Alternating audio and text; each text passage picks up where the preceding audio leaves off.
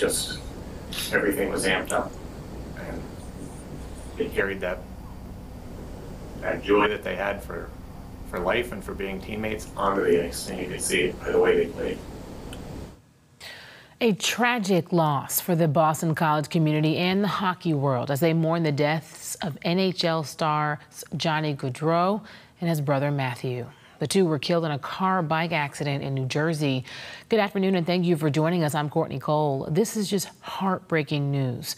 The brothers were in New Jersey for their sister's wedding, which was scheduled to happen today. New Jersey State Police tell us 31-year-old Johnny Gdo and his brother, 29-year-old Matthew, they were both riding bicycles last night when they were struck and killed by a suspected drunk driver. Police identified him as 43-year-old Sean Higgins of New Jersey. Now, police say Higgins was attempting to pass a slower vehicle when he hit the Gdo brothers. Higgins is now charged in their deaths, and the Gdo family releasing this statement saying, "Last night, we lost two husbands, two fathers, two sons, two brothers, two sons and brothers-in-law, two nephews, two cousins, two family members, two teammates, two friends, but truly two amazing humans." We want to let everyone know that we are receiving your messages of love and support, and we appreciate your continued thoughts and prayers. We ask for your continued respect and privacy during this very difficult period of grief. Both brothers played for Boston College. Johnny played from 2011 to 2014 and won the Hobie Baker Award as Best Player. And Matthew, following in his brother's footsteps, played from 2013 to 2017. This afternoon, we heard from the coaches as well, who described their deaths as an unimaginable loss. Hard to put into words. The Gdo family is so close. They're so tight.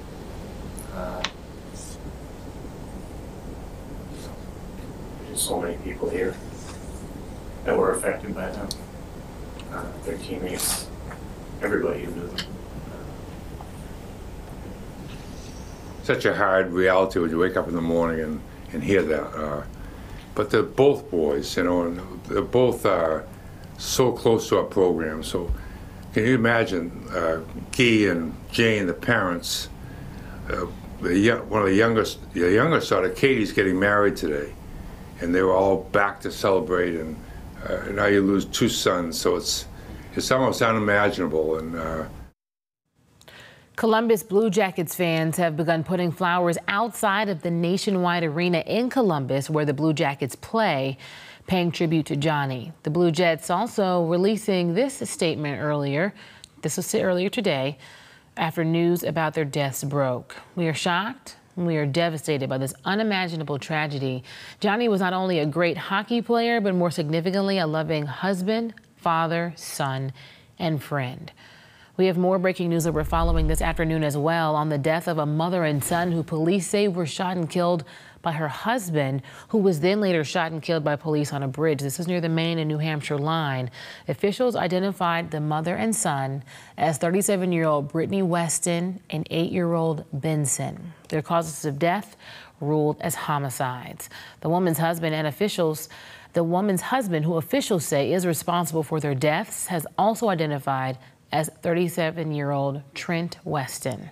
Police say the woman was found dead in her Troy home yesterday after her husband called police and said they got into a fight. The suspect was then tracked to the Piscataqua River Bridge at the Maine-New Hampshire border.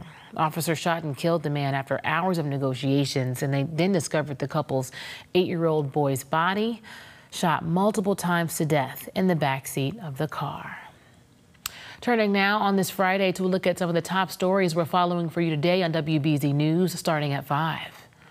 I'm Christina Rex here outside the Stoughton police station. Today we're working on a story following up on Matthew Farwell's arrest by the FBI from 2 days ago. Now, Matthew Farwell was a former Stoughton police officer. He's been charged with federal crimes. He's accused of murdering a young pregnant woman and then staging it as a suicide, allegedly having groomed her over the course of years while he was working here at the police department. Now, at least 2 other police officers have also been accused of wrongdoing at the civil level level and through police investigations, but they have not been criminally charged. Plus, there appears to be many clues, many pieces of evidence missed by investigators when they were looking into this case back in 2021. So today we're talking to experts and looking at police accountability and whether anybody will face more accountability for these alleged crimes.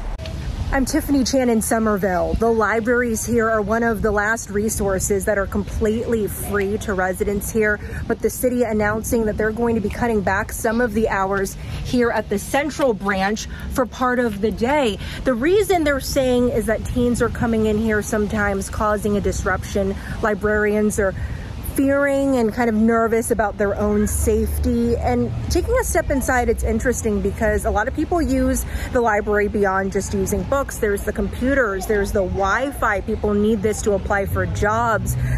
So it's a difficult decision. It's a difficult predicament for the city to be in. I'm going to have that story coming up on WBZ News. And now we turn to a look out over the city of Boston here. Look at that pike. A lot of you making your way to your Labor Day destinations. And hey, maybe it's local. Maybe it's here in Boston. But we hope you have a great one. If it is local, you're going to be wondering, well, what is the weather have in store for me? Let's get you over to next weather meteorologist Jason Mikell. It's that time, friends. We're getting ready to embark on the holiday weekend, the final holiday weekend of the summer season. And boy, isn't it a beaut outside? Beautiful blue skies and also dry conditions. This morning's low temperature kind of feeling like fall yet again. Mid to upper 40s, even the mid to upper 50s here in the city. Now we turn our attention to what's coming up ahead. Certainly by Saturday and Sunday, still a lot of people are going to be traveling to their sort of overall destinations for the Labor Day holiday. Still tracking our incoming frontal boundary. Notice a lot of activity still moving through southern Canada, now beginning to move eastbound. That's what likely will increase our cloud cover Saturday afternoon. Certainly by Saturday night into early Sunday, a more chance of showers and thunderstorms will also be developing as high pressure gets ready to kick on out of here.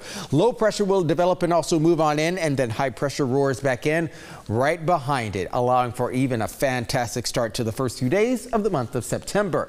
Outside right now, we're enjoying nice conditions, widespread 50s and 60s. Mid to upper 70s are going to be moving in later on today. It's definitely also going to be cooling back down after the frontal boundary on Monday. We'll talk about the impacts of the upcoming weekend and also Labor Day forecast. Great for grilling, great for the beaches.